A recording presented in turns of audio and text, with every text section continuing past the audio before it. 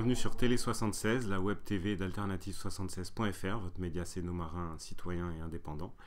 Aujourd'hui, on va revenir assez longuement sur ce qui fait l'actualité du moment, c'est-à-dire la réforme des retraites. On va essayer de la décrypter, on va aussi parler des appels lancés par différentes professions et différents partis politiques. Voilà, pour essayer de mieux comprendre cette réforme et de mieux comprendre la grogne qui l'accompagne actuellement. Voilà, donc ça va se présenter sous forme d'une sorte de revue de presse, donc je vais beaucoup lire, effectivement. Voilà, et donc on aura un peu un décryptage assez complet. Et on terminera l'émission par 30 minutes à peu près d'images des différentes manifestations qui ont eu lieu sur Rouen, des images proposées par un autre média citoyen, l'OCN, Œil de citoyen normand, qui suit les différents mouvements de grève et le mouvement des Gilets jaunes depuis maintenant un peu plus d'1 an. Pour commencer cette émission, je vais vous proposer une première déclaration, celle faite conjointement par des artistes et de nombreuses femmes et hommes politiques, une déclaration donc, qui demande purement et simplement le retrait de la réforme des retraites. Voilà, donc je vais vous lire ça. Une majorité de citoyennes et de citoyens le demandent, retrait de la réforme Macron. Depuis le 5 décembre, des millions d'hommes et de femmes se retrouvent dans les grèves, dont beaucoup en reconductible, et les manifestations à l'appel des organisations syndicales. Ils et elles rejettent la réforme du système de retraite que veulent leur imposer le président de la République et son gouvernement. Ce projet n'est pas acceptable car il est porteur de régression de droits de chacune et chacun. Toutes les hypothétiques avancées proposées par le gouvernement devraient être financées par des baisses de pension ou par l'allongement de la durée de vie au travail. D'autres choix sont pourtant possibles. C'est pourquoi nous demandons le retrait du projet présenté par le Premier ministre afin que soient ouvertes sans délai de vraies négociations avec les organisations syndicales pour un système de retraite pleinement juste et solidaire, porteur de progrès pour toutes et tous sans allongement de la durée de vie du travail. On notera donc dans cette courte déclaration deux choses importantes. 1, évidemment, le retrait du projet tel qu'il est actuellement. Et 2, le fait que contrairement à ce que beaucoup de médias veulent nous faire croire, personne n'est contre un changement finalement dans ce qui se passe actuellement, dans les moyens de financer les retraites et autres. Simplement, on considère, nous sommes beaucoup à considérer, parce que je rejoins cet appel d'une certaine manière, et bien tout simplement que ce n'est pas ni en allongeant la durée du temps de travail, ni voilà, avec tout ce qui est proposé, qu'on pourra arriver à une retraite juste pour chaque citoyenne et citoyen. Voilà, donc ça c'était une première lecture, un premier texte important.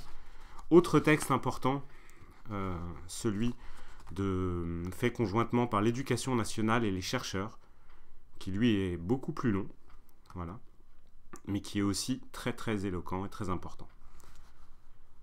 Face au pillard, l'heure des choix. Le conflit sur l'avenir de nos retraites révèle un conflit de bien plus grande ampleur.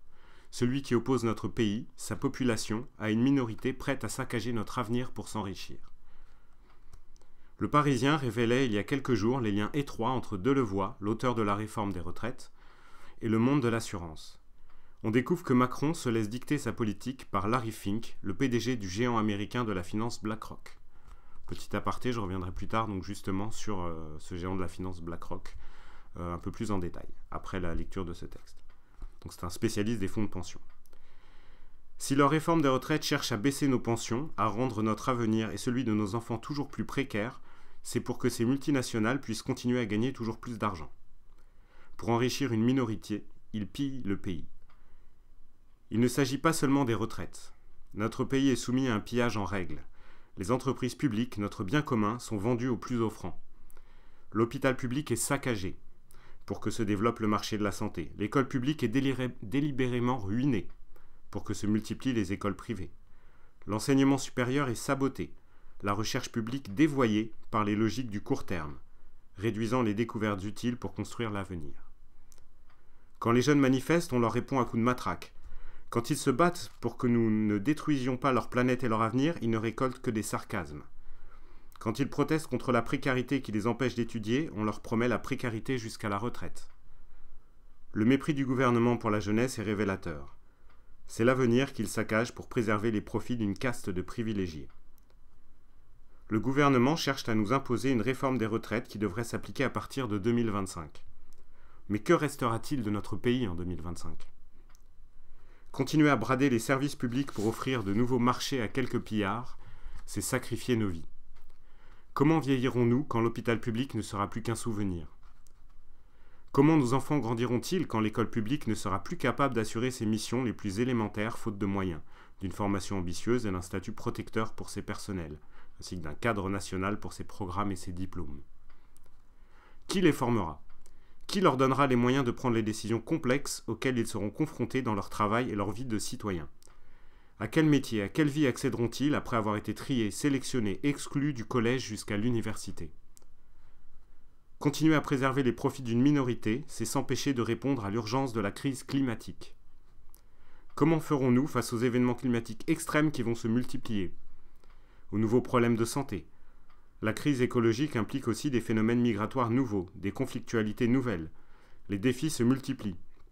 Nous avons besoin de construire des réponses collectives, audacieuses, dans l'intérêt de l'ensemble du peuple français et de l'humanité. Les défis se multiplient.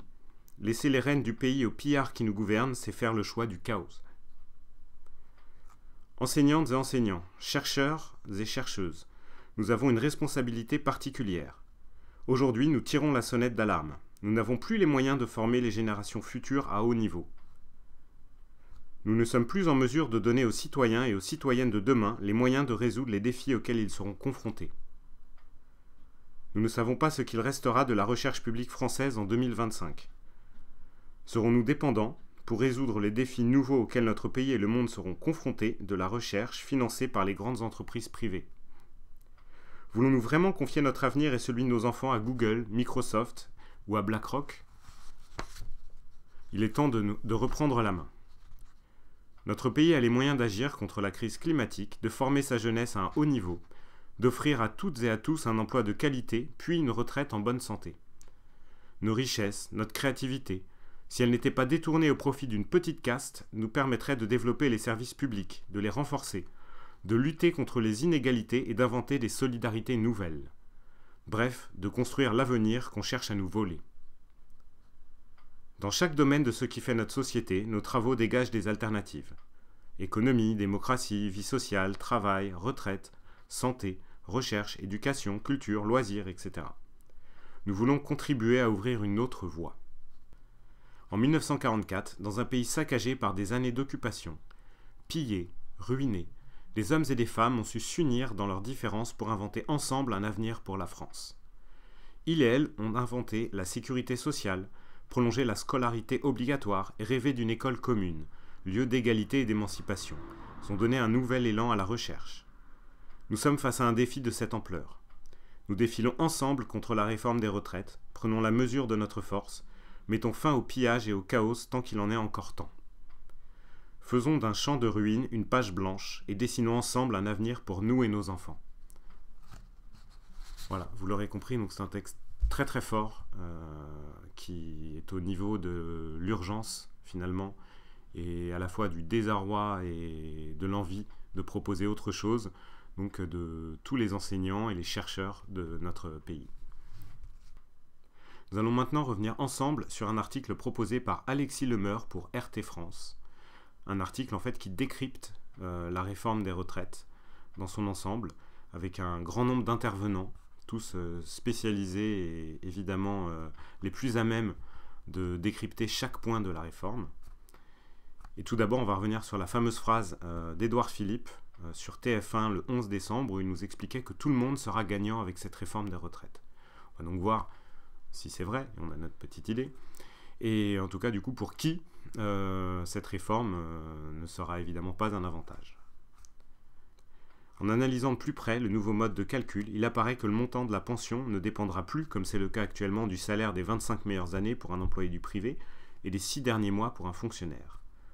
Une incohérence relevée par Frédéric Bocara, un économiste et statisticien public et membre du Conseil économique, social et environnemental, le CESE, qui a récemment lancé un appel en ligne baptisé « Pour une réforme de progrès social et de civilisation », dans lequel il demande au gouvernement de retirer son projet et offre des pistes de réflexion pour adapter notre système actuel. En réalité, cela revient à se baser sur une nouvelle moyenne de référence à laquelle on ajouterait des valeurs inférieures, la faisant mécaniquement baisser, assure-t-il à RT France. On se rend compte une fois de plus, comme dans le premier texte, que personne n'est pour qu'il n'y ait aucun changement s'il faut en faire, mais simplement tout le monde constate que les changements tels qu'ils sont proposés sont tous néfastes, négatifs, et qu'il y a énormément d'autres pistes pour faire évoluer cet énorme dossier des retraites. De son côté, Henri Sterdyniak, économiste à l'Observatoire français des conjonctures économiques, l'OFCE, estime que le nouveau système débouchera nécessairement sur une baisse des taux de remplacement, le pourcentage du salaire touché à la retraite, et ce pour le privé. On nous parle souvent, soi-disant, de cette grève et du mouvement comme une grève et un mouvement de fonctionnaires. Il est évident que ce n'est absolument pas le cas. Tout le monde sera touché, évidemment, par cette réforme. Un salarié du secteur privé, donc, dit-il, bénéficie aujourd'hui d'un taux de remplacement d'environ 64%. Mais avec le nouveau mode de calcul, celui-ci s'établira à 50% en cas de départ à 62 ans et 58,5% en cas de départ à 64 ans. Rappelle-t-il pour RT France toujours. Faisant valoir qu'en modifiant ces règles, le gouvernement en profite pour faire diminuer discrètement le taux de remplacement. L'argument avait été dévoilé par François Fillon en 2016 lors d'une intervention pour le think tank Fondation Concorde, comme on le constate sur une vidéo depuis exhumée sur les réseaux sociaux. Fustigeant ces politiques qui jouent avec l'affaire des retraites, l'ancien Premier ministre de Nicolas Sarkozy avait souligné que le système par points permet une chose qu'aucun homme politique n'avoue, faire baisser la valeur du point et diminuer les pensions. Là, il ne s'agit pas d'un syndicat, il ne s'agit pas d'un parti de gauche, il s'agit de François Fillon, l'ancien Premier ministre de Nicolas Sarkozy. Donc on voit que de la gauche à la droite, tout le monde est d'accord sur le fait que cette réforme est vraiment négative pour les futurs retraités. Les femmes, ces grandes gagnantes de la réforme, en tout cas c'est ce que dit le Premier ministre, qui défendait une réforme favorable aux femmes, qu'il avait qualifiée de grandes gagnantes donc, eh bien on se rend compte que ce n'est pas le cas. Plusieurs points du projet semblent produire l'effet inverse, ce que met parfaitement en lumière Anaïs Henneguel, maître de conférences en économie à l'université de Rennes 2, dans sa publication Retraite. 12 idées reçues à combattre, dans laquelle elle déconstruit les arguments gouvernementaux. Et c'est donc ce qu'on va voir maintenant, toujours avec ce superbe article d'Alexis Lemeur pour RT France. Le gouvernement ment. Avec le nouveau mode de calcul, les femmes seront les premières impactées, car elles ont des carrières plus courtes, déclare à RT France cette chercheuse associée en économie et sociologie à l'École normale supérieure de Paris-Saclay. Et en ce qui concerne les 1 000 € minimum de pension promis par le gouvernement, en réalité, ces 1 000 € ne seront versés qu'à des personnes ayant effectué des carrières complètes, ce qui n'est pas le cas des femmes. Il y aura encore des pensions inférieures à ce montant. Par ailleurs, le gouvernement semble également confondre femmes et mères. Les quelques mesures annoncées par le Premier ministre, comme la majoration de 5% accordée à partir du premier enfant, ne bénéficient qu'aux mères et aucunement aux femmes, se désole-t-elle. En outre, le fait de pouvoir choisir le parent qui pourra bénéficier de cette majoration revêt selon elle un effet pervers. Étant donné que les hommes ont en moyenne un revenu plus élevé, il sera donc plus intéressant de leur appliquer cette majoration plutôt qu'aux femmes, creusant encore un peu plus les inégalités. Les régimes spéciaux doivent disparaître. Après une réunion à Matignon avec les syndicats le 19 décembre, le Premier ministre avait réaffirmé que le gouvernement ne reviendra pas sur la suppression des régimes spéciaux. Argument récurrent de l'exécutif, pourtant, cette fin des régimes spéciaux est présentée comme un moyen de rétablir l'égalité entre tous les citoyens. Les régimes spéciaux ne représentent que 3% des retraités et 1,5% des actifs. Et l'idée selon laquelle mettre fin à ces régimes améliorera la retraite de toute la population est assez démagogique, objecte toutefois Henri Sterdyniak. Pour lui, la suppression de ces régimes spécifiques de retraite déboucherait sur des économies de l'ordre de 1,5 milliard d'euros par an, ce qui n'est rien comparé au montant total des retraites qui s'établit autour de 320 milliards d'euros par an. Donc on voit bien le rapport 1,5 milliard contre 320 milliards. Et on veut nous faire croire que finalement la cause de tous les maux des retraités, ce seraient ces régimes spéciaux. D'après Anaïs Henneguel, les régimes spéciaux jouent le rôle d'écran de fumée. Cela permet au gouvernement de focaliser l'attention des Français tout en modifiant le système en profondeur à beaucoup d'autres endroits, observe-t-elle.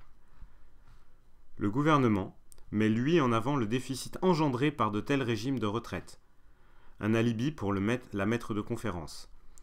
Le déficit des régimes spéciaux n'est pas tant lié aux avantages procurés par le système qu'au déficit démographique de certains régimes spéciaux comme la SNCF. 144 000 cotisants pour 258 000 bénéficiaires. Les réintégrer dans le régime général en l'état ne fera que l'affaiblir car le déficit structurel lié à la démographie demeure lui inchangé. Une meilleure lisibilité du système. Un des autres arguments régulièrement avancés par le gouvernement est la simplification d'un système considéré comme trop opaque. Le nouveau mode de calcul proposé rend les choses encore plus compliquées, en distinguant d'office 3 types de travailleurs. Ceux nés avant 1975, qui bénéficieront de l'ancien système, et ceux nés après 2004, qui auront uniquement cotisé dans le nouveau système. Et ceux nés entre les deux, pour qui il faudra calculer une partie de la pension avec l'ancien système et l'autre avec le nouveau. Note Anaïs Henegel. On se rend compte que ce sera bien plus compliqué qu'actuellement. Le système de points n'est pas comparé au système actuel, mais au système tel qu'il serait après 25 ou 35 années de détérioration, forcément. Si effectivement, dans le nouveau système, chacun pourra avoir accès à tout moment au nombre de points qu'il détient, personne ne sera en mesure de connaître le montant exact de sa pension, comme c'est le cas actuellement dans le système à prestations définies. Le montant des futures pensions pourra évoluer dans le temps en fonction de 3 paramètres pour le moment inconnus. La valeur d'acquisition du point, très important, la valeur de restitution du point et l'âge pivot, poursuit l'universitaire. De son côté, Henri Sterdignac conteste les exemples pratiques mis en avant par le gouvernement, qualifiant la présentation des cas types par le site du Haut Commissariat aux retraites de mensongère. Dans la plupart des cas, l'impact est très faible à la hausse ou à la baisse. Ce qui nous est dit. En fait, ce résultat s'explique par le fait que le système à points n'est pas comparé au système actuel, mais au système tel qu'il serait après 25 ou 35 années de détérioration, prévient-il. Concernant le maintien du système par répartition. Alors qu'il assure que sa réforme est nécessaire afin de sauvegarder donc ce modèle français de retraite par répartition, le gouvernement essuie des critiques, le reprochant justement de vouloir porter atteinte au fondement du système créé par Ambroise Croizat. On va donc voir ça maintenant.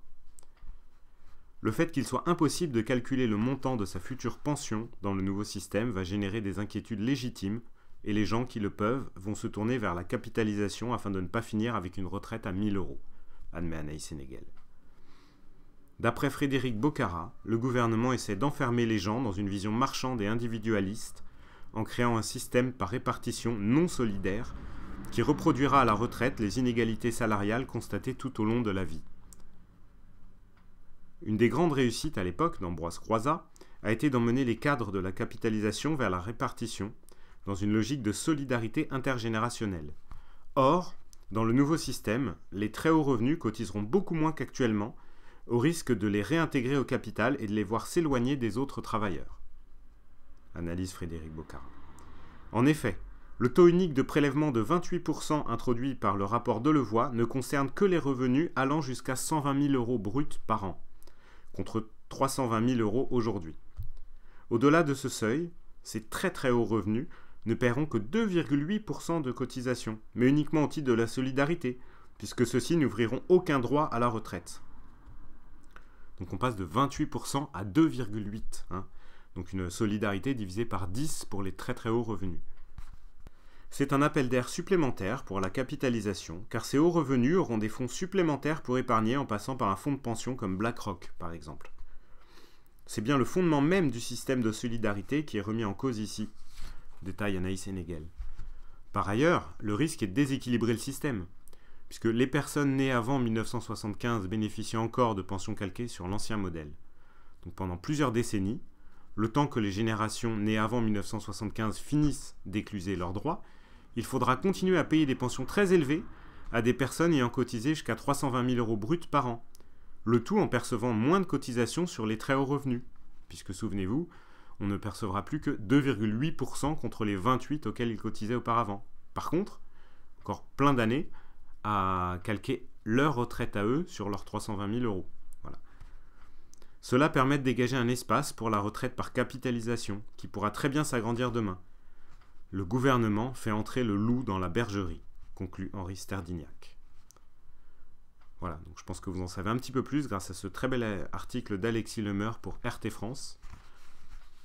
Et je vous propose maintenant de passer à un autre document sur BlackRock, avant de revenir également sur les régimes libéraux et les professions libérales.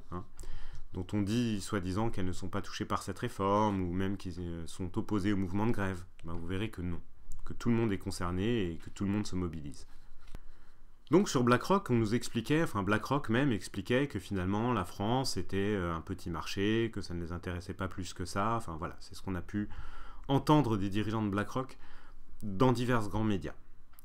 Il se trouve qu'une publication accessible sur le site de BlackRock vient fragiliser cette défense.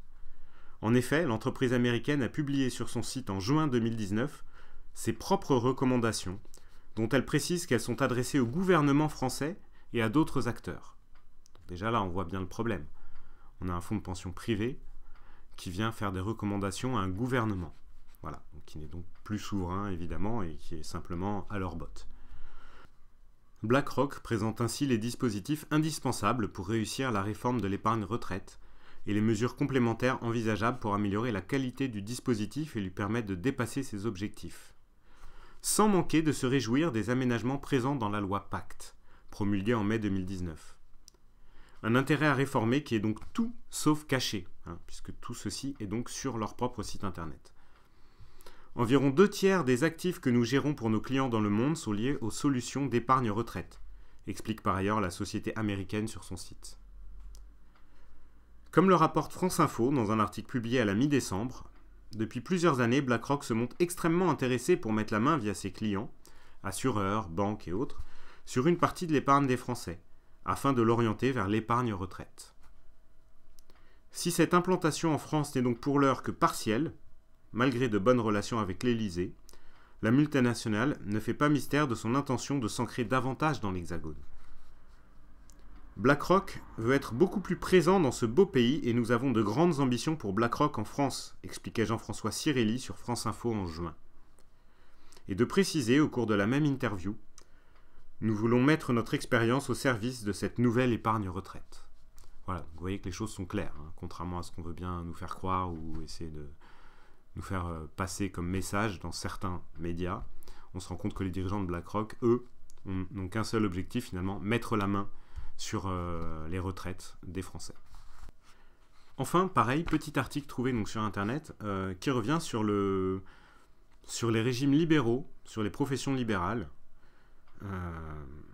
et qui explique donc que le régime universel devrait avoir leur peau. Actuellement, médecins, infirmiers, avocats ou encore pilotes de ligne ont leur propre régime de retraite. Ces caisses autonomes excédentaires, il faut bien le préciser, prélèvent les cotisations pour les reverser à leurs retraités. Mais avec la réforme, elles sont amenées à disparaître. Nous sommes un régime autonome qui ne coûte pas un centime aux citoyens, ni à l'État, assure Christiane Ferral-Schul, la présidente du Conseil national des barreaux. Nous avons un système équilibré qui nous garantit des pensions. Donc on se rend compte qu'actuellement, voilà, leur retraite ne coûte rien aux citoyens. Et qu'avec le nouveau système, certains se plaignent déjà de payer soi-disant de financer, on a vu que c'était faux, mais les retraites des fonctionnaires. On se rend compte que maintenant, on va devoir également travailler pour financer les retraites des médecins, des infirmiers, des avocats ou encore des pilotes de ligne, bref, de toutes les professions libérales, qui pourtant ont un système de retraite parfaitement en place, qui fonctionne parfaitement et qui est donc même dans certains cas excédentaire. Donc aucun intérêt à ce changement pour eux, mais de la même manière pour l'ensemble des citoyens, qui va devoir maintenant les financer. D'autant qu'avec le texte du gouvernement, les professions libérales verront leur cotisation retraite doubler, passant de 14 à 28,12% de prélèvement, comme le reste des salariés. C'est-à-dire que c'est la double peine finalement pour eux. Alors, dès le lundi 6 janvier, médecins, avocats ont lancé une grève, une semaine cruciale de contestation avec la menace de bloquer le système judiciaire. Vous avez vu donc que c'est même déjà en place. Puisque évidemment c'est leur seul moyen d'action finalement, comme tout le monde, c'est de faire grève, c'est de bloquer, c'est de faire comprendre leur mécontentement par tous les moyens possibles. Voilà. Donc j'espère que vous avez un petit peu plus compris tous les enjeux de cette réforme des retraites. Et maintenant, je vous laisse avec simplement des images des manifestations sur Rouen pour se rendre compte que les cortèges réunissent un maximum de personnes différentes, que ce soit la plupart des syndicats, les gilets jaunes, des citoyens lambda. Tout le monde est concerné et donc tout le monde est dans la rue sur Rouen depuis maintenant plus d'1 mois, mais de la même manière un peu partout en France. Et donc je remercie l'OCN, l'œil de citoyen normand, qui nous a fourni donc ces images dont on a fait un petit montage, parce qu'en fait ils filment en direct pour sa page Facebook tous les mouvements sociaux auxquels il participe, hein, pour avoir une information non déformée et pas simplement et non parcellaire voilà, de ces mouvements. Donc, vous pouvez rejoindre l'OCN sur sa page Facebook, bien sûr. Voilà, je vous dis à une prochaine pour une nouvelle émission de décryptage de nos lois et de tout ce qui peut faire, tout ce qui nous concerne, nous, citoyens, c'est nos marins et parfois plus généralement citoyens de France dans sa globalité. A très bientôt sur Télé 76, la chaîne d'alternative76.fr, le média citoyen qui concerne la Seine-Maritime.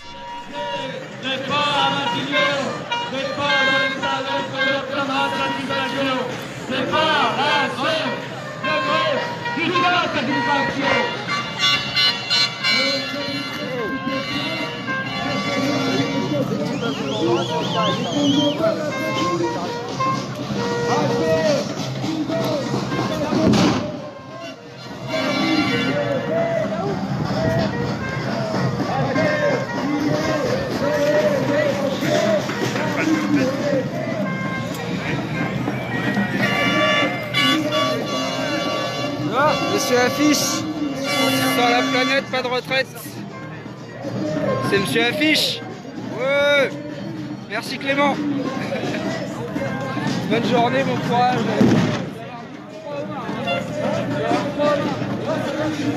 Tout de suite, ça va.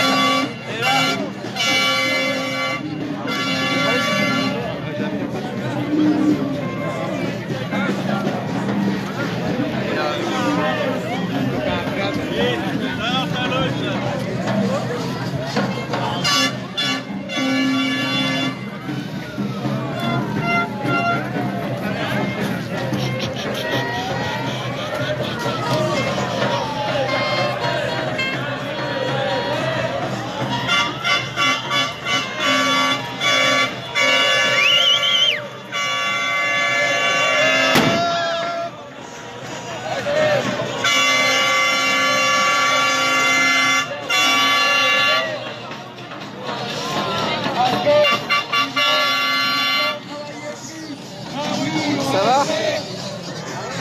Les écolos.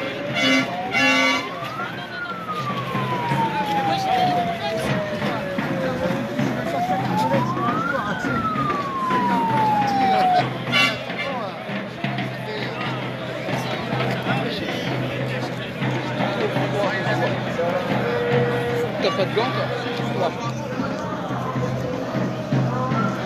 Je vais alterner. Allez, l'objectif c'est le porte-étendard jaune. Porte-étendard jaune. Ça. Ouais. Ça commence à se jaunifier là.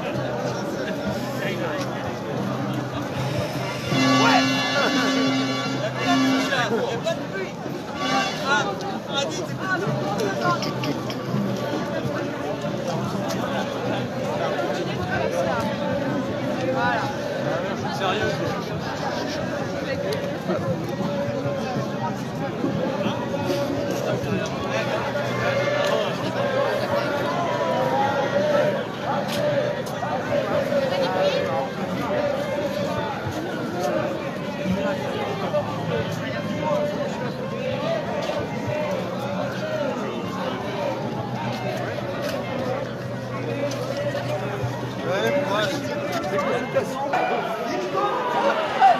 Aujourd'hui dans la rue, demain on continue. Ouais, il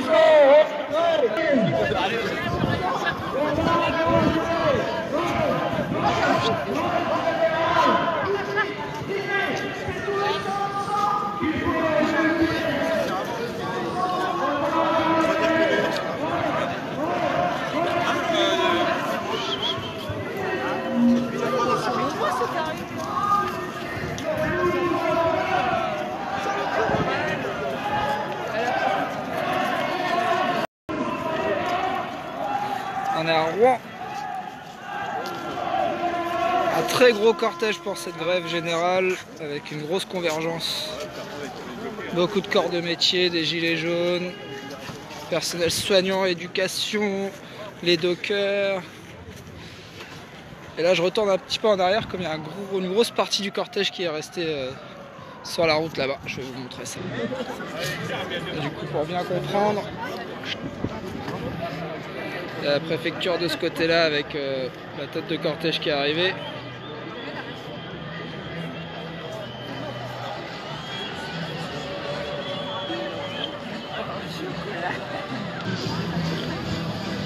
Et là, on retrouve des gilets jaunes, des syndicats. Ah, il y a encore beaucoup de monde, ouais.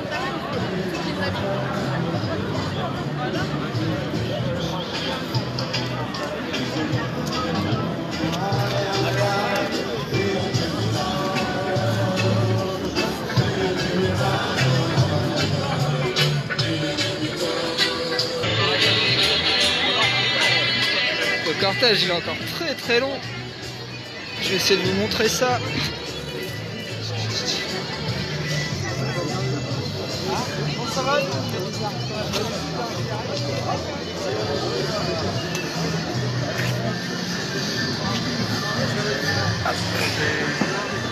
Regardez, il avance encore jusqu'à là-bas.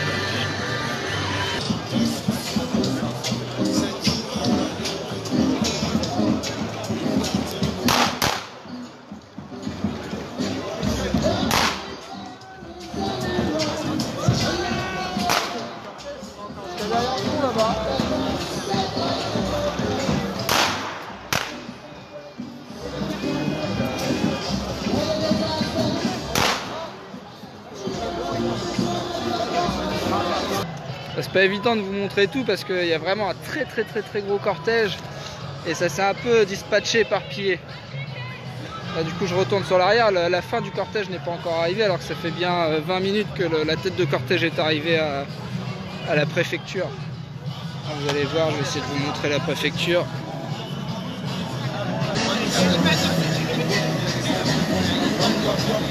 Ouais, c'est la tête de cortège qui est arrivée.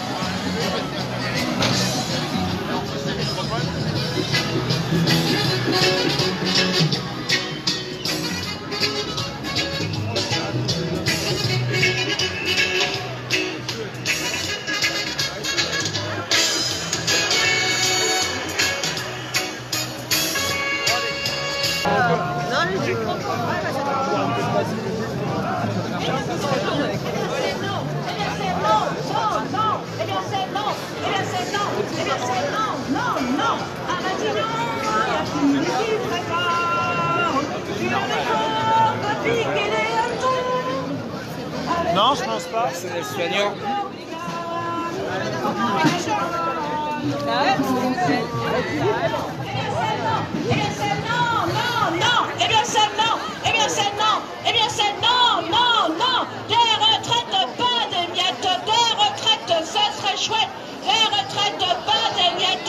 Le cortège, il va encore jusqu'au pont. Là. Des retraites, pas des miettes, des retraites, ce serait chouette. Des retraites, pas le CHSR de Saint-Étienne-du-Rouvray, qui sont malmenés là depuis quelques années. Hein. Maintenant, déjà l'année dernière, ils ont fait une très grosse grève de la faim. Et cette année, ils reconduisent le mouvement. Des retraites, pas des miettes, des retraites, ce serait chouette. Des retraites, pas des miettes, des retraites, ce serait chouette.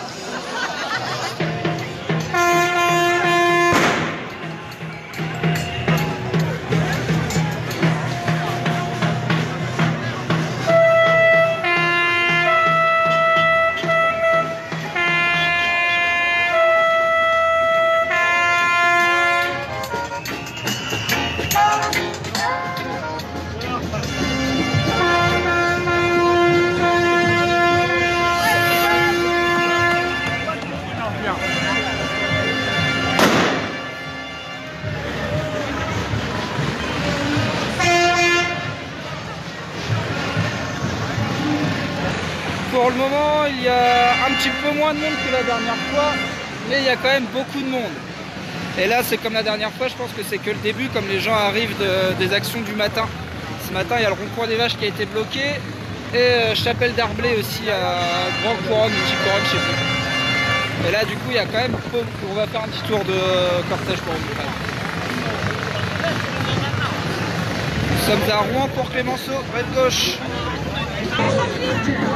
Encore une fois, plein de corps de métiers différents. Les transporteurs, il y a les enseignants, il y a des travailleurs sociaux, il y a des gilets jaunes, il y a des citoyens sans étiquette.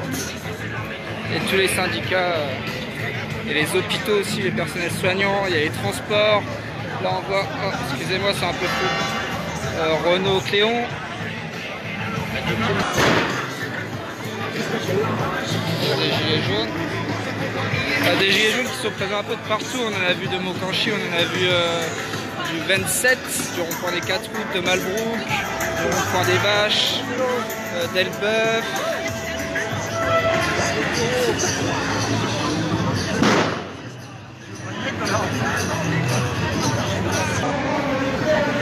On est près des dockers aussi là.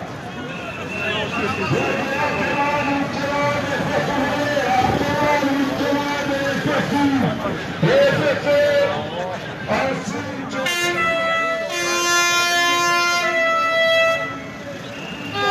y a les pompiers aussi qui sont présents, qu'on a vu, qui sont plus nombreux, j'ai l'impression que la dernière fois. Enfin, je les avais pas croisés autant la dernière fois.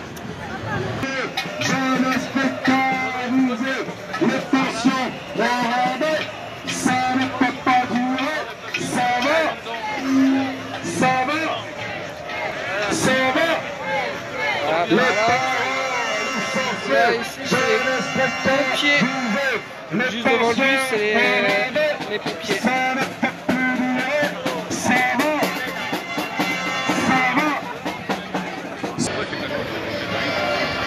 Les agents territoriaux de la ville de Saint-Étienne-du-Rouvray qui sont présents en masse aussi. Là, ce qu'on voit, il y a un petit cortège. Ça, c'est la ville de Saint-Étienne-du-Rouvray.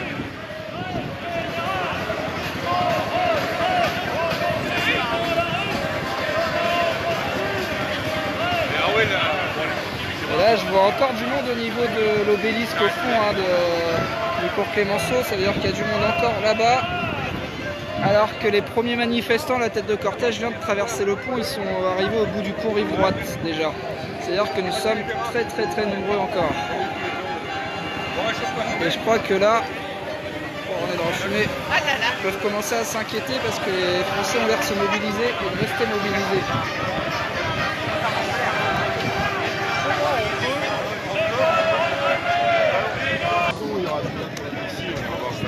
On a nos anges gardiens avec nous, comme si vous n'étiez pas là, il n'y aurait personne. Bah, c'est ça qu'on se dit aussi. Ouais, on peut remercier les street medics d'être présents. Important les street medics pour prendre en charge les personnes qui sont incommodées par les gaz et tout ça, même si ça va bien se passer comme jeudi dernier. Bon, du coup là on arrive sur la fin de marche. Les 3 ponts qui ont été traversés de Rouen étaient remplis simultanément. C'est-à-dire qu'il y a suffisamment de milliers de personnes pour remplir 3 ponts en même temps sur Rouen. C'était assez impressionnant, je pense qu'on est peut-être un chouïa moins que jeudi dernier, mais il y a beaucoup de monde. Et aujourd'hui, apparemment, la marche s'arrête au Théâtre des Arts. Et on va aller voir ce qui se passe devant. Là, c'est la fin de la manifestation de la matinée, la manifestation déclarée.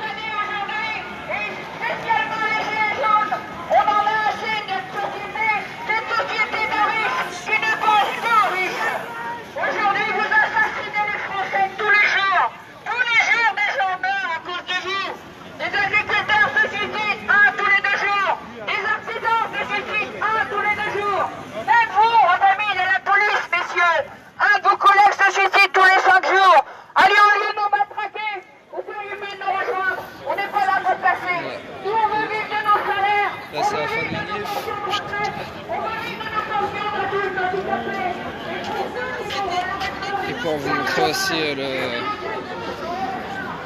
forces de l'ordre qui sont là.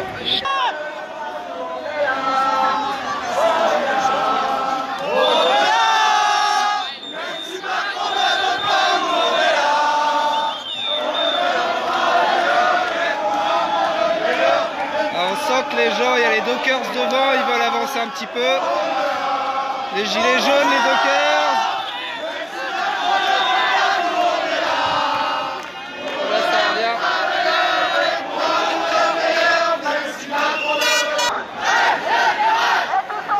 Vous voyez, les gens derrière, ils arrivent encore là. se masser tous ici, je pense. Sauf que devant, c'est les dockers, et les dockers, ils rigolent pas souvent.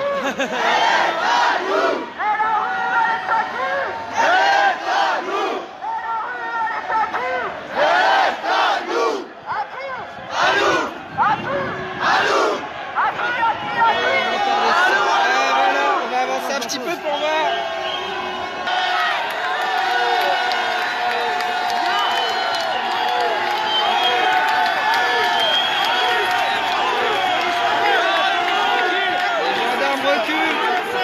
Le peuple est dans la rue. Déclaration ou pas de manifestation, le peuple est dans la rue. Macron ne peut rien faire. Regardez les milliers de personnes qu'il y a. Là. Ça va.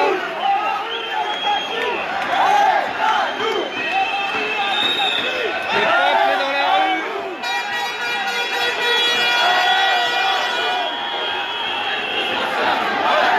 En colère. Et regardez, au fond, il y a encore des milliers de personnes qui attendent pour avancer. Je crois qu'aujourd'hui, le centre-ville de Rouen sera à nous.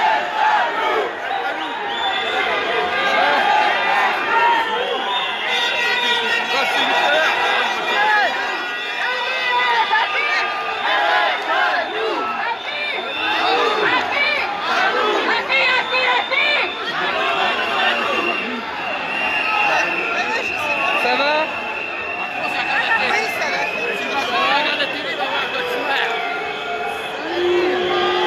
Tu vois? Tous ensemble pour un monde meilleur!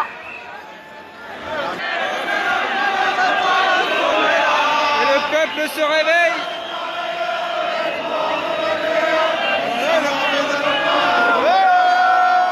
C'est bien, les syndicats ont entendu les peuples et qui voulaient aller plus loin.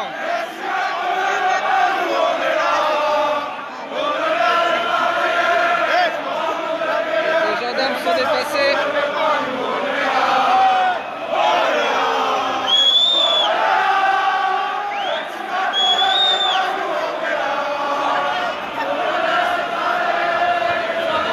Et regardez, il y a encore des milliers de personnes derrière.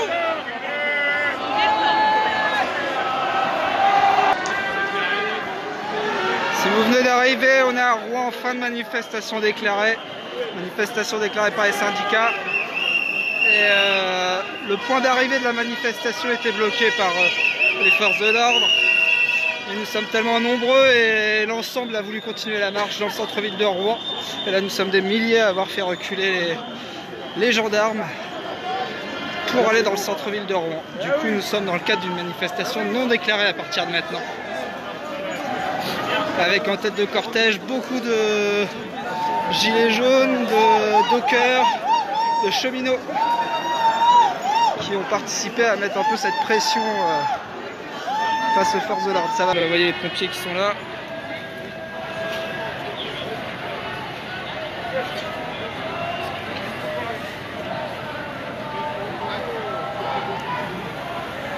Les pompiers qui ont quelques déboires avec les forces de l'ordre ces derniers temps. Et la rue Jeanne d'Arc, elle est pleine jusqu'en bas là. Je sais pas si vous allez pouvoir voir, on est mal placé, mais en gros, jusque tout en bas là-bas, il y a du monde. Et là, il y a encore des gens qui tournent de la rue justement. C'est-à-dire qu'il y a encore beaucoup de monde qui ont suivi. On voit les drapeaux encore tout au fond. Je sais pas si vous voyez bien à l'image, mais encore beaucoup de monde à Rouen. Ouais, je sais même pas si je vais pouvoir rester à attendre tout le monde arriver parce qu'il y a vraiment beaucoup de monde. Et je pense que je pourrais rester 10 minutes comme ça avant que tout le monde arrive.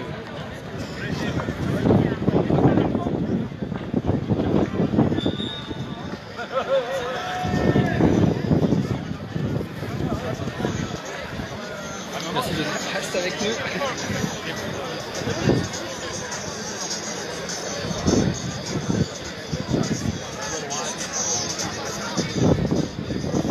Bon, vous pouvez vous apercevoir hein, qu'il y a beaucoup de monde encore. Là, on voit pas trop parce que la route elle est en plus, ça monte un petit peu, du coup il y a un effet d'optique qui fait qu'on peut pas s'apercevoir.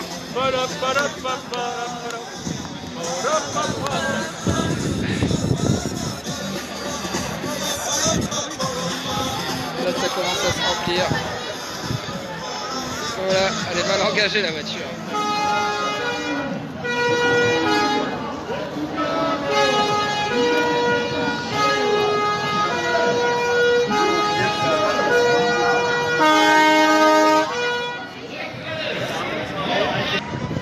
Bon, nous sommes à Rouen, cours Clémenceau. A eu ce poste de ministre du gouvernement pour faire passer sa réforme. Bien sûr, on nous dira. Alors ce matin, j'ai croisé des gens de l'EDF qui expliquaient que l'électricité est coupée à la capitainerie, aux douanes depuis ce matin et qui maintiennent le piquet pour éviter justement que l'électricité soit remise, mais ils sont bloqués. Pas mal de pompiers encore aujourd'hui. Vous voyez la cathédrale derrière, on est à Rouen. Dans la retraite, leur capitalisation.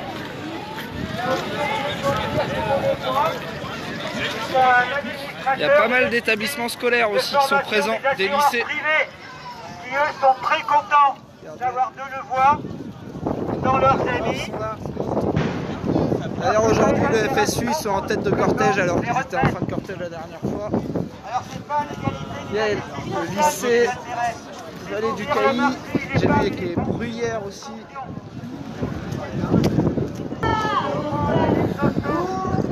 Encore du monde pour cette poursuite de grève générale qui est lancée depuis le 5 décembre.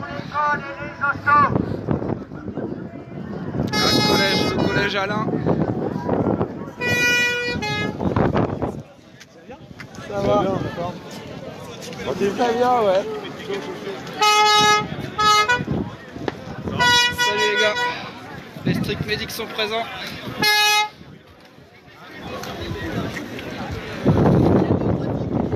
Encore des gilets jaunes. Les gilets jaunes sont présents.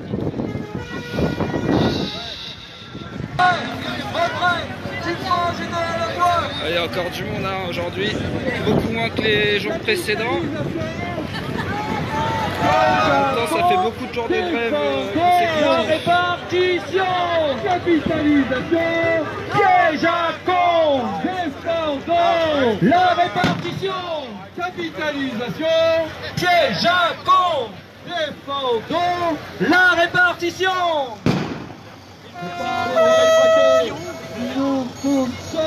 C'est les banquiers et les actionnaires.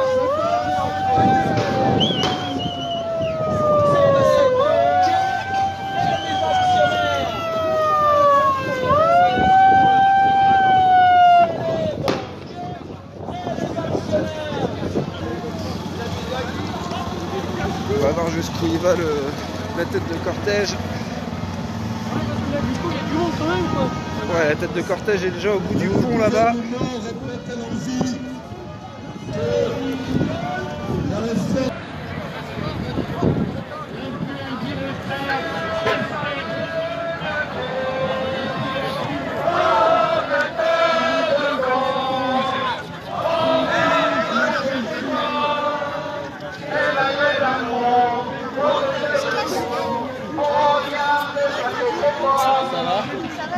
Qui remonte à 1945.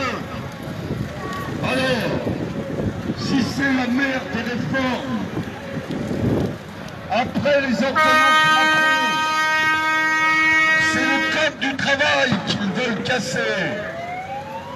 C'est la sécurité sociale. C'est l'éducation nationale. Je vais vous laisser, c'était juste pour vous montrer l'ambiance et la mobilisation du jour à Rouen. Il y a toujours du monde. Du coup, on reviendra peut-être un peu plus tard dans la matinée. Les décentralisations.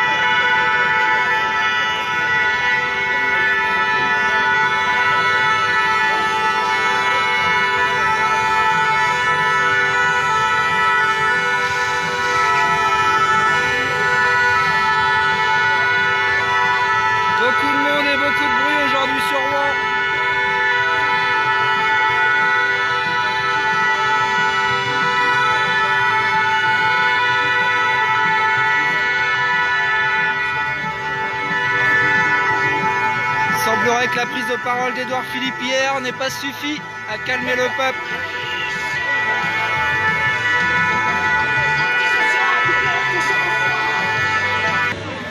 Le FSU 76 tout devant. Vous voyez, il est encore très long ce cortège à Rouen aujourd'hui. Pour cette deuxième grande manifestation de la semaine, malgré le froid et la pluie qu'on a eu en début de matinée.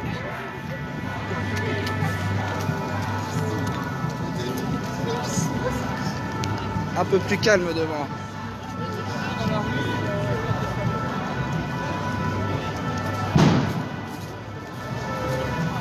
La prochaine étape sera la gare SNCF.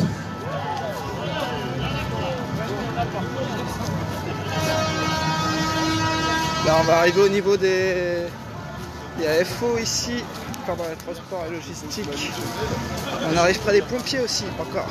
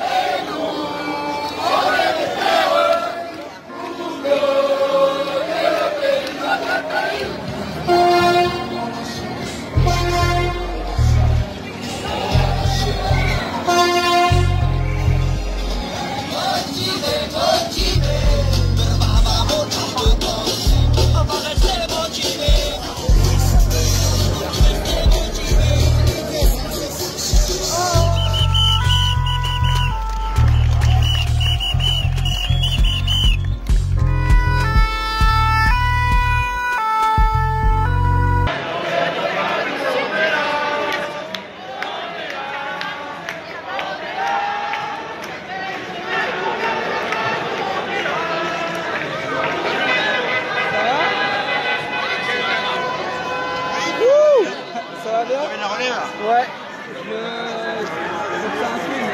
Ah oui, c'est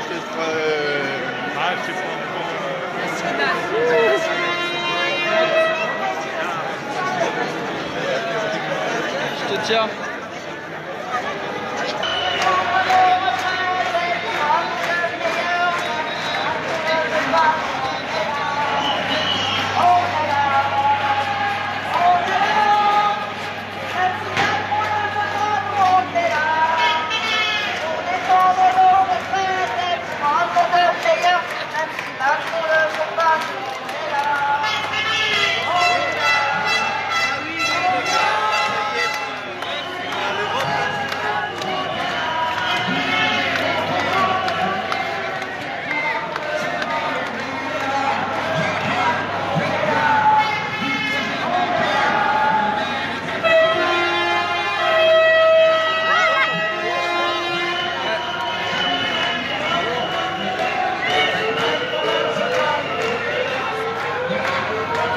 Voilà, on arrive place Saint-Marc à Rouen. C'était juste pour vous montrer un petit peu le cortège du jour pour la suite de la manifestation de la grève générale.